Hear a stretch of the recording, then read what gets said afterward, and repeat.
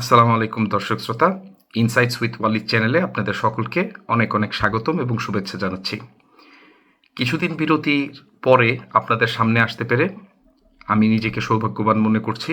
কিছুটা কর্মব্যস্ততা এবং কিছুটা শারীরিক অসুস্থতার কারণে 2-3 দিন ভিডিও দিতে পারিনি। এজন্য অনেক অনেক দুঃখ প্রকাশ করছি প্রথমেই আপনাদের কাছে। আজকের ভিডিওর বিষয়টি হচ্ছে তুরস্কের ইউরোফাইটার টাইফুন, যেটি ইউরোপের 4টি দেশের একসাথে নির্মিত একটি ফাইটার জেট। এটির ট্রান্স 4 ভার্সন, যেটি অর্থাৎ সর্বোচ্চ প্রযুক্তি সম্পন্ন যে ইউরোফাইটার টাইফুনটি রয়েছে, এটি কেন তুরস্ক ক্রয় করছে, এর পেছনের কারণগুলো, এবং একই সাথে তুরস্কের নিজস্ব পঞ্চম প্রজন্মের যে কান ফাইটার জেট প্রজেক্টটি, যেটি তুরস্ক প্রজাতন্ত্রের সবচেয়ে বড় সর্ববৃহৎ নিরাপত্তা এবং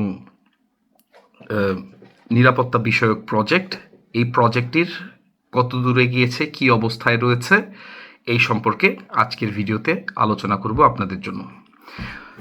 আপনারা ইতিমধ্যে একটি দেশের সমন্বয়ে নির্মিত একটি প্রজেক্ট, একটি ফাইটার জেট প্রকল্প, যেটি মূলত ইউরোফাইটার বা ইউরোপিয়ান ইউনিয়নের ফাইটার জেট নামে আমরা সকলেই জানি।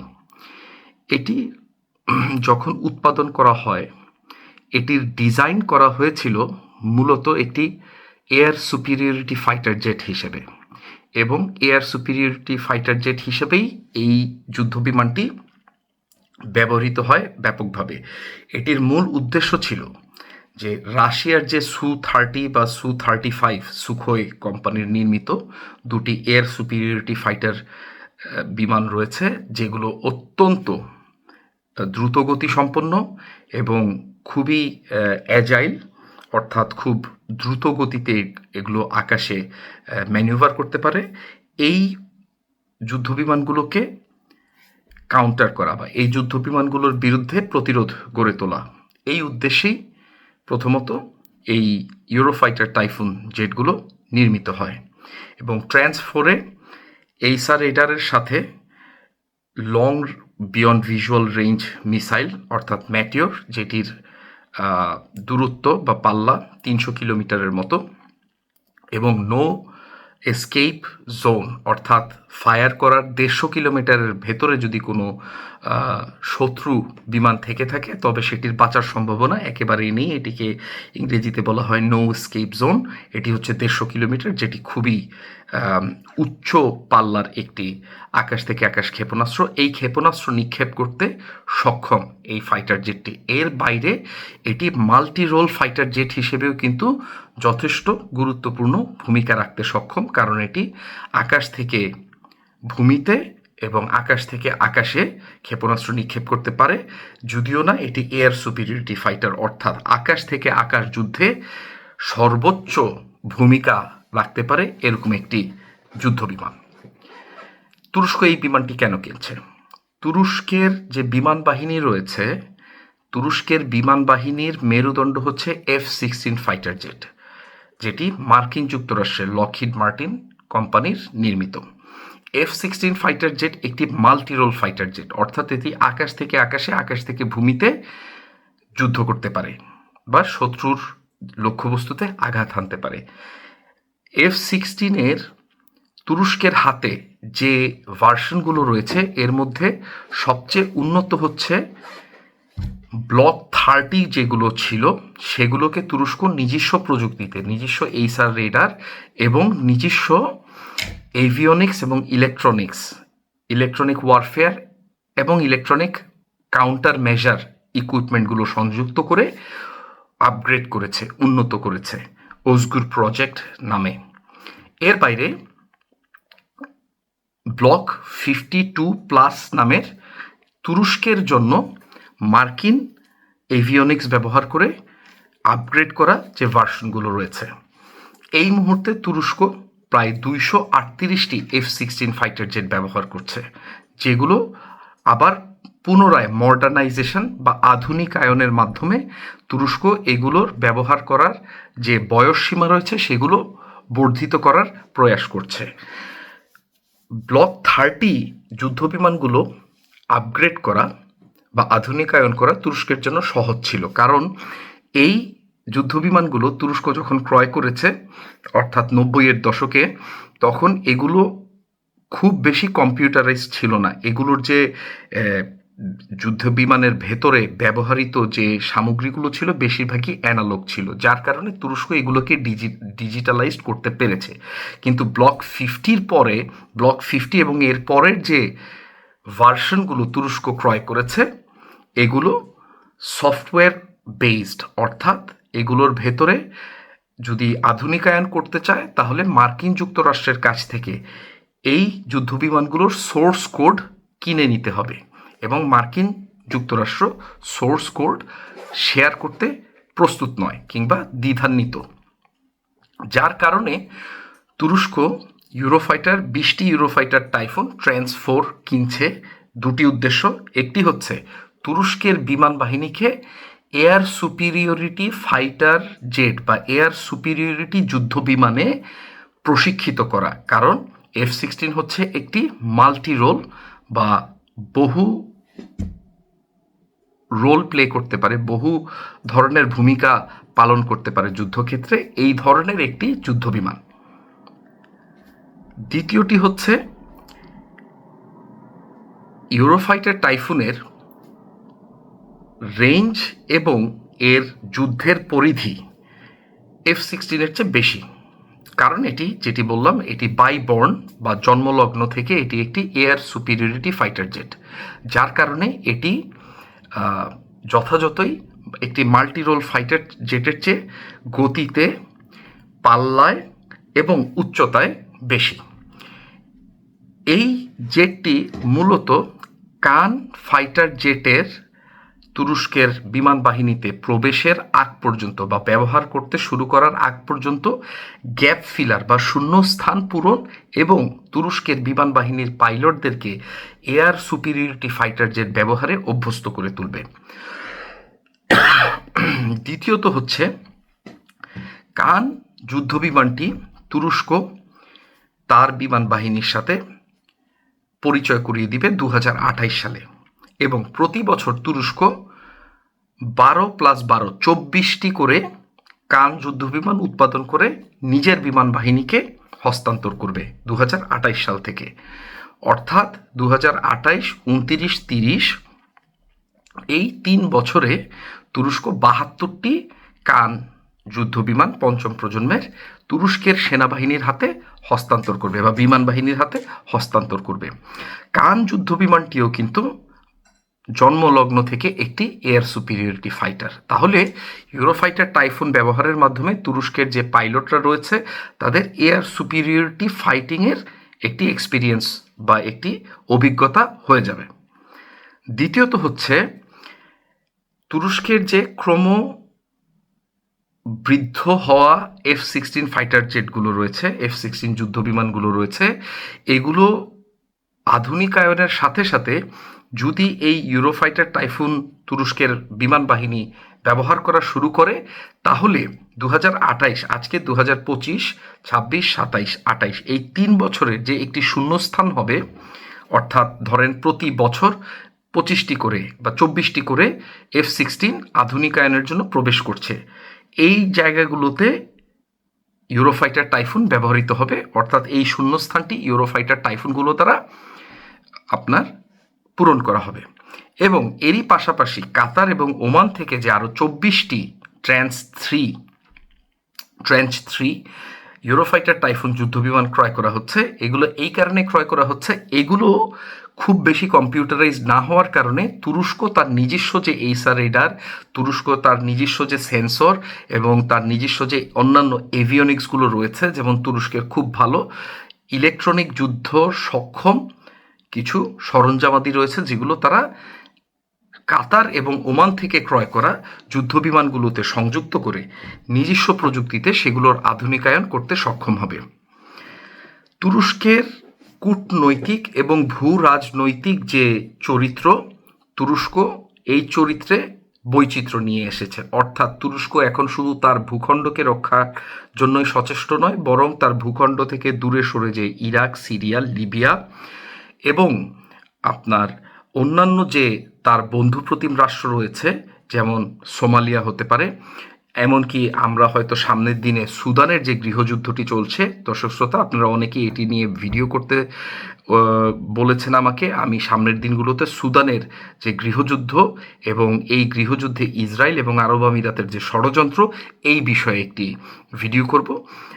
এই সুদানেও হয়তো তুরস্ক একটি ভূমিকা পালন করতে পারে রাষ্ট্র হিসেবে।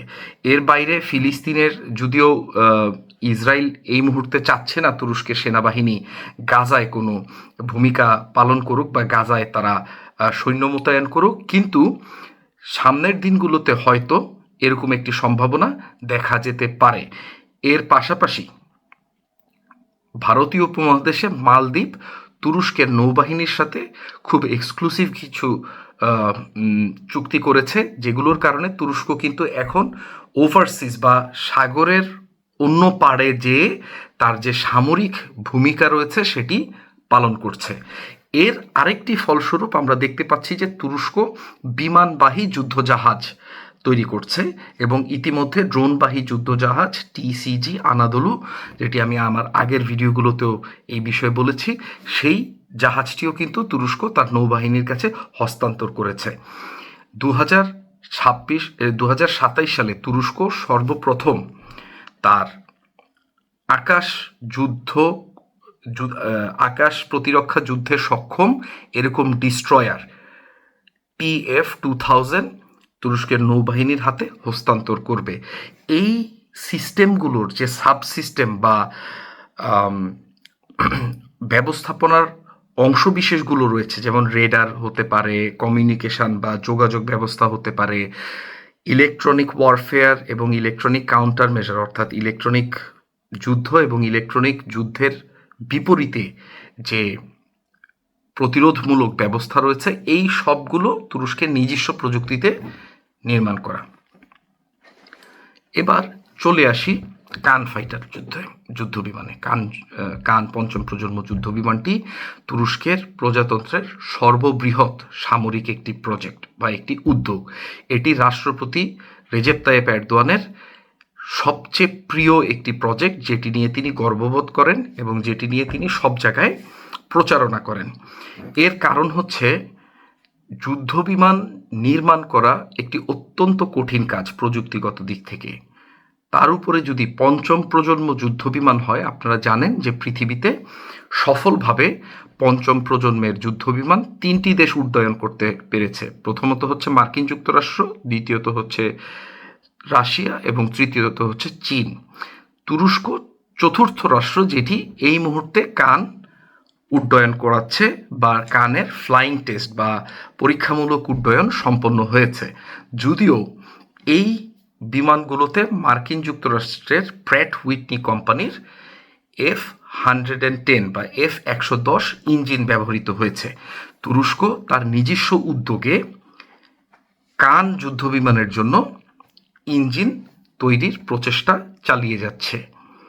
ইঞ্জিন তৈরি করা একটি অত্যন্ত দুরূহ কাজ, কারণ এটার জন্য যে মেটালার্জিক্যাল ডাটাবেস বা উপাত্ত থাকা প্রয়োজন, সেটি খুব বেশি রাষ্ট্রের কাছে নেই। এমনকি মার্কিন যুক্তরাষ্ট্র তাদের যুদ্ধ বিমানের, বিশেষ করে পঞ্চম প্রজন্ম যুদ্ধ বিমান F-35 যে বিশেষায়িত ইঞ্জিন রয়েছে, যেটি ভার্টিক্যাল টেক অফ ল্যান্ডিং করতে পারে, অর্থাৎ একটি জায়গা থেকে রানওয়ে ব্যবহার করা ছাড়াই উড়ে যেতে পারে এবং রানওয়ে ব্যবহার করা ছাড়াই ল্যান্ড করতে পারে।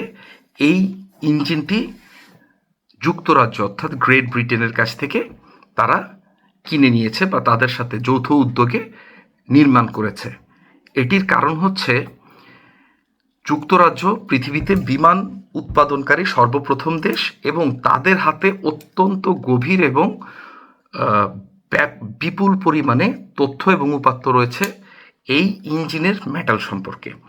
একটি উদাহরণস্বরূপ, তুরস্ক গত 2-3 মাস আগে সফলভাবে সিঙ্গেল ক্রিস্টাল অ্যালয় বা অ্যালয় হচ্ছে আপনার কীভাবে বলি, সংকর ধাতু, এটি একটি বিশেষায়িত সংকর ধাতু, যেটি একটি সিঙ্গেল ক্রিস্টাল থেকে উৎপাদন করা হয়। এই ধরনের একটি যন্ত্রাংশ যেটি ইঞ্জিনে ব্যবহার হয় সেটি উৎপাদন করা কৌশল শিখেছে। এই কৌশলটি কিন্তু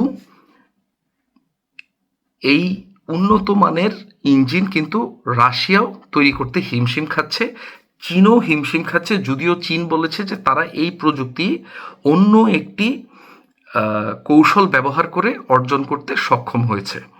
কাজে তুরস্ক তার ইঞ্জিনের যে প্রকল্পটি রয়েছে, যেটি টার্কিশ ইঞ্জিন ইন্ডাস্ট্রি TEI এর মাধ্যমে পরিচালনা করছে।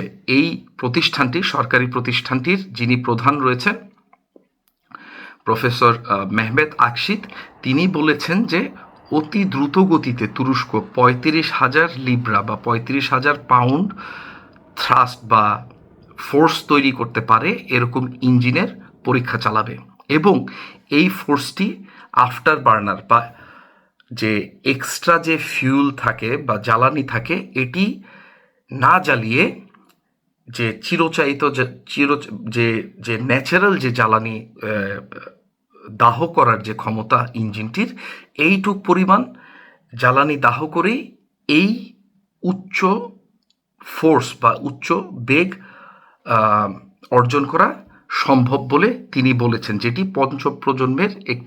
পঞ্চম প্রজন্মের যুদ্ধ বিমানগুলোর একটি অত্যন্ত গুরুত্বপূর্ণ বৈশিষ্ট্য।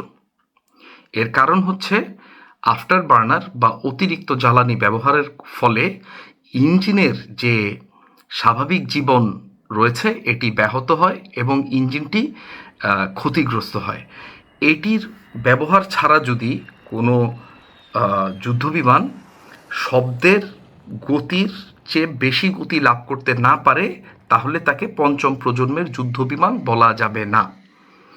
ইতিমধ্যে আপনাদেরকে আগের ভিডিওগুলোতে বলেছি যে তুরস্ক 10,000 এবং 16,000, প্রথমে 6,000 তারপর 10,000, এখন 16,000 লিব্রা বা 16,000 পাউন্ড ফোর্স বা থ্রাস্ট উৎপন্ন করতে পারে এমন ইঞ্জিনের সফল পরীক্ষা এবং ব্যবহার করা শুরু করেছে। এখন তুরস্কের পথে আরেকটি মাইল ফলক রয়েছে, সেটি হচ্ছে 35,000 পাউন্ড থ্রাস্টের ইঞ্জিন তৈরি করা, যেটি তুরস্কের পঞ্চম প্রজন্মের যুদ্ধবিমান কানে ব্যবহৃত হবে। দর্শক শ্রোতা, কানের যে সিমুলেশনটি রয়েছে এটি ব্যবহার করার সৌভাগ্য আমার হয়েছে আঙ্কারাতে। বিশেষ করে যেই সরকারি প্রতিষ্ঠানটি এই প্রজেক্টটির পরিচালনার দায়িত্বে রয়েছে সেটি হচ্ছে তুসাস বা TAI, Turkish aerospace industries. Turkish aerospace industries এই প্রতিষ্ঠানটি ইতিমধ্যে BAE, যে অর্থাৎ ব্রিটিশ এরোস্পেস ইঞ্জিনিয়ারিং, যারা এই ইউরোফাইটার টাইফুনটি উৎপাদন করেছে, এই কোম্পানির সাথে চুক্তিবদ্ধ এবং তাদের কাছ থেকে প্রযুক্তি ক্রয় করেছে ইঞ্জিনের বিষয়ে বিশেষ করে। এর বাইরে এই কান যুদ্ধবিমানটি প্রচণ্ড উন্নত প্রযুক্তির AI সিস্টেম ব্যবহারে সক্ষম। এর মধ্যে আপনার একটি পাইলটের সিদ্ধান্ত নেওয়া অত্যন্ত সহজলভ্য হয়ে যায়। কান যুদ্ধবিমানটির সম্পূর্ণ শরীর বা এয়ার ফ্রেম ব্যাপী বিভিন্ন ধরনের সেন্সার ব্যবহার করা হয়েছে। কাজে এটির যে রেডার রয়েছে এটি শুধু সামনের দিকে 160 ডিগ্রি যে দেখবে তা নয়, এটির পাখাগুলোতেও রয়েছে সেন্সর, যেগুলো কিন্তু দুশ্মন শত্রু বিমানকে দূর থেকে শনাক্ত করতে পারে, কিংবা এই যুদ্ধ বিমানকে ধ্বংস করার উদ্দেশ্যে, অর্থাৎ কান যুদ্ধ বিমানকে ধ্বংস করার উদ্দেশ্যে দুশ্মন যুদ্ধ বিমান থেকে নিক্ষিপ্ত ক্ষেপণাস্ত্রকে শনাক্ত করতে পারে। এবং এটির পেছনে এবং পাখার নিচে একটি অ্যাক্টিভ প্রোটেকশন সিস্টেম থাকবে, যেটির থেকে নিঃসৃত লেজার ওই দুশ্মন যুদ্ধবিমান থেকে নিক্ষিপ্ত ক্ষেপণাস্ত্রগুলোর যে সেন্সার রয়েছে সেগুলোকে নষ্ট করে দিতে পারে বিমানটিতে আঘাত হানার পূর্বেই। কাজে বিমানটিকে যুদ্ধক্ষেত্রে ধ্বংস করা খুবই দুষ্কর হয়ে যাবে। এর বাইরে এই যুদ্ধ বিমানটি একটি বিশেষ ধরনের ডিকয় ব্যবহার করতে পারে। ডিকয় কথার অর্থ হচ্ছে ছদ্ম, অর্থাৎ এই যুদ্ধ বিমানটি তার যে লোকেশনটি রয়েছে, অর্থাৎ যেই অবস্থায় যুদ্ধ বিমানটি অবস্থিত, সেই অবস্থা থেকে দূরে তার যে পজিশনিং, এটিকে দুশ্মনকে একটি ছদ্ম পজিশনিং ব্যবহার করে ধোঁকা দিতে সক্ষম। এর বাইরে এই যুদ্ধ বিমানটি কি ক্ষেপণাস্ত্র ব্যবহার করবে তার দুশ্মনকে পরাস্ত করার জন্য, কিংবা আকাশ থেকে যদি ভূমিতে কিংবা সাগরে কোনো দুশ্মন যুদ্ধ জাহাজকে কিংবা দুশ্মন লক্ষ্যবস্তুকে আঘাত করতে হয়, কিভাবে সে উড্ডয়ন করবে, কি উচ্চতায় সে উড্ডয়ন করবে, সে কি কোনো পাহাড়ের পেছনে অবস্থান করবে কিনা, বা পাহাড়ের পেছন থেকে উড্ডয়ন করে তারপর উচ্চতায় উড্ডয়ন করবে কিনা, তার যে গতিপথ, তার যে ফেরার রাস্তা, তার যে নিরাপত্তা এবং তার যে ইলেকট্রনিক যুদ্ধের বিরুদ্ধে তার যে নিরাপত্তা ব্যবস্থা, এই সবগুলো এই যুদ্ধ বিমানটির জন্য তুরস্ক দ্বারা নির্মিত একটি এআই সিস্টেম পাইলটকে সেকেন্ড অবগত করে যাবে। মূলত এই যুদ্ধ বিমানটির যে পাইলটের হেলমেট রয়েছে, এই হেলমেটটির দাম প্রায় $3 লক্ষ উপরে। এর কারণ হচ্ছে এই হেলমেটটির ভিতরেই, এই হেলমেটটি যখন একজন পাইলট পরিধান করবেন, তাকে এই হেলমেটটি একটি বন্ধুর মতো গাইড করবে। এই হেলমেটটি তাকে বলে দিবে যে আপনি এই গতিপথ দিয়ে যান। অর্থাৎ সে তার পায়ের নিচে, যেহেতু প্লেনের ভেতরে পায়ের নিচটা বন্ধ, কিন্তু একটি বিশেষ ক্যামেরার মাধ্যমে সে যখন নিচের দিকে তাকাবে, সে নিচে কি হচ্ছে দেখতে পারবে। সে যখন ডানে তাকাবে, ডানের ক্যামেরাগুলো ডান পাশে কি হচ্ছে, বাম পাশে কি হচ্ছে, তার পেছনে কি রয়েছে, এই সম্পর্কে তাকে সম্পূর্ণ ক্লিয়ার একটি চিত্র তার দৃষ্টিপটের সামনে তুলে ধরবে। চোখের ইশারাতে দুশ্মন যুদ্ধ বিমানকে পাইলট লক করতে পারবে এবং হাতের একটি বোতাম চেপে তাকে ধ্বংসপ্রাপ্ত করতে পারবে।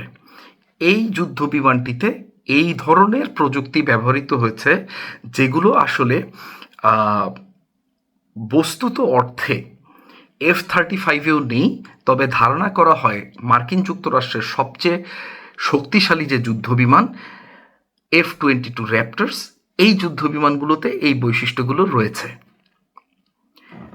তুরস্কের যুদ্ধ বিমান নির্মাতা কোম্পানি টার্কিশ এরোস্পেস ইন্ডাস্ট্রিজ এর সাথে আরও নতুন প্রতিদিন প্রযুক্তি সংযোজন করার প্রয়াস করছে কান পঞ্চম প্রজন্মের যুদ্ধ বিমানটিতে।